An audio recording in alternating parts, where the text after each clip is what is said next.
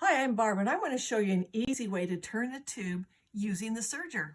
So all I have to do right now is I'm going to feed off. I'm going to 4-thread overlock, and I'm going to feed off enough chain right here that I can fold my fabric over the top of it. Now I'm not going to sew it in the seam. I'm not going to attach it in any way, but look what I can do. I've got it in the 4-thread overlock still. I'm going to make sure that I keep that chain to the center.